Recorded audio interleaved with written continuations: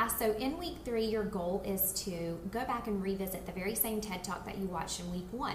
And instead of looking at the TED Talk and analyzing the content, your focus will be to analyze the delivery. And so you'll notice that on pages 48 through 51 of your textbook Resonate, Nancy Duarte has sort of a sample delivery and content analysis of Ben Zander's TED Talk. So really make sure that you're not choosing on Music and Passion for this assignment.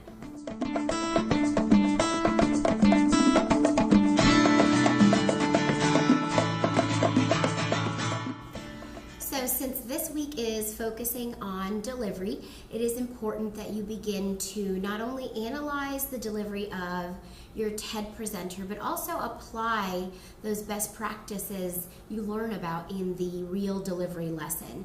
And so it is very, very important that you work to create an introduction for this presentation that uses that acronym PUNCH. And you can learn about that acronym in the real delivery lesson.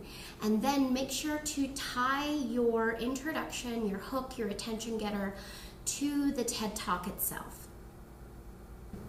So what you'll do next, your goal is going to be to examine the first 1 to 5 minutes of the TED Talk with that focus on punch. So what strategies in punch does your TED presenter use just within the first few minutes to connect with the audience? And so when we take a look at Ben Zander's TED Talk, he uses a lot of the elements of punch. For example, it's really unexpected that he combines speaking with piano playing.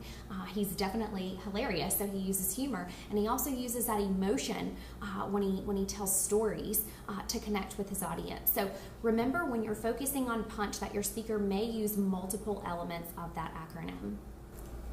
So the next question asks you, how engaging was your TED speaker?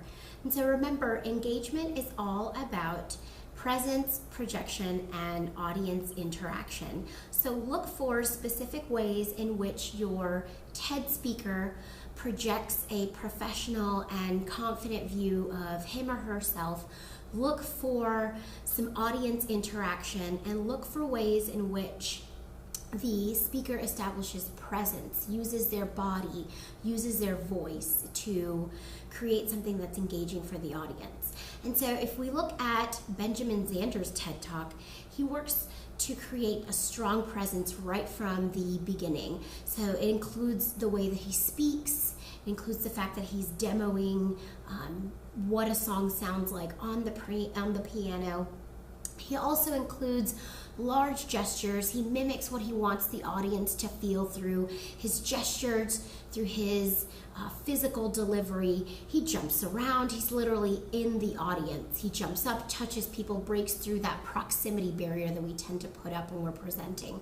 And so according to Nancy Duarte on page 48 of Resonate, this is a great example of strong physical delivery.